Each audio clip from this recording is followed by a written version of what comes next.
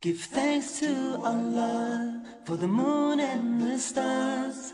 Praise Him all day for what is and what was. Take hold of your iman, don't give in to shaitan. Oh, you who believe, please give thanks to Allah.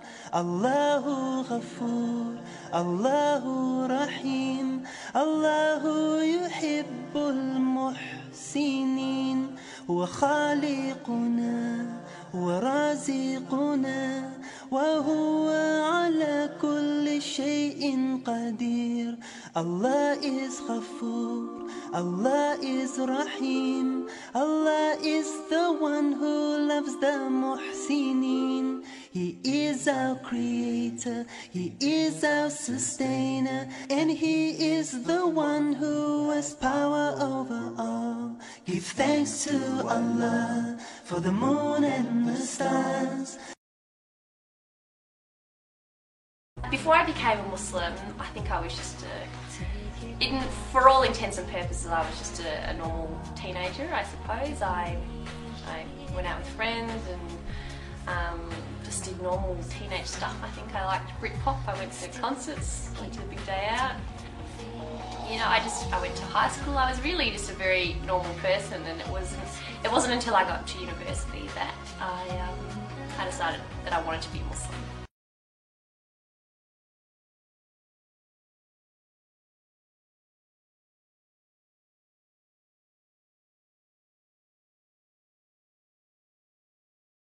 When I was about 17, I started to question why I believed what I believed.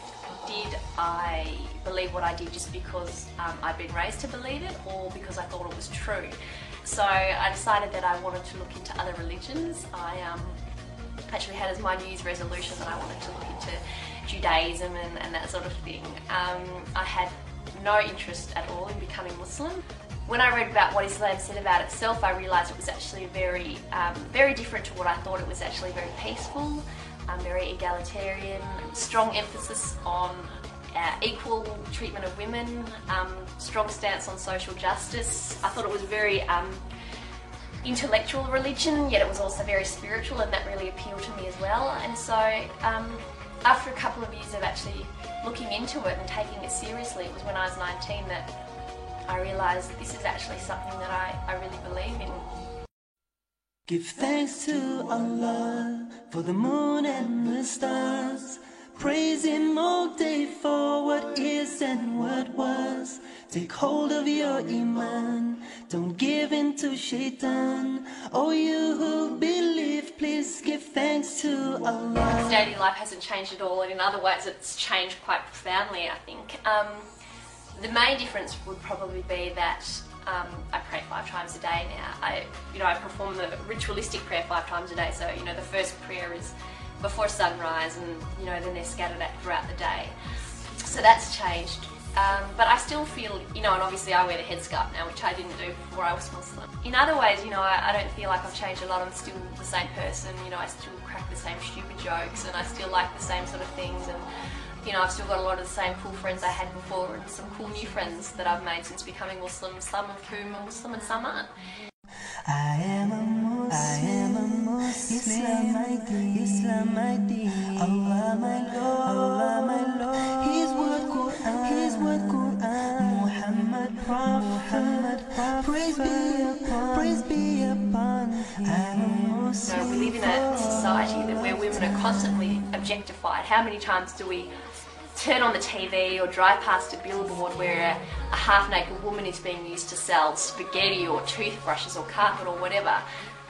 By wearing the hijab, these women are saying, I don't want to be a part of that, and I want to be taken more for my mind than the size of my chest or how long my legs are or what kind of hair I have or anything like that. God has chosen the women in this society to be the flag bearers for Islam. My husband has a beard, but people can't necessarily tell that he's Muslim, He just really sort of fits in with everybody else. But for me, as soon as someone sees me, they know that I'm Muslim, and so I'm like the flag bearer or the ambassador for Islam, and I find it really interesting that God chose women for that role and not for men. Allahu Ghafoor, Allahu Rahim, Allahu yuhibbul muhsinin. هو خالقنا هو رازقنا وهو على كل I think there شيء certainly are stereotypes قدير. of Muslims. You know, people will assume that I'm oppressed or that I don't speak English or that sort of thing, or assume that my husband is a terrorist or whatever. If there is a negative stereotype of Muslims out there, that a lot of that, the blame for that has to fall on the shoulders of Muslims. People aren't going to think the wrong things about us if Muslims aren't constantly doing the wrong thing or coming across negatively. Muslims also need to have open minds and participate in open, non-threatening dialogue and welcome non-Muslims into their mosques and talk to them about their religion. Because as long as there's sort of an us and them mentality, things are going to stay the way that they are. It's just a matter of talking to your neighbours or the guy you work next to at work or the woman that you sit next to in your class, and just be normal and friendly, and doing that sort of thing can really change stereotypes. With him are the keys of the unseen, the treasures that none knoweth but he.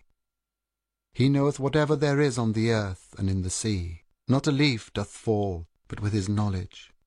There is not a grain in the darkness or depths of the earth, nor anything fresh or dry, green or withered, but it is inscribed in a record clear to those who can read.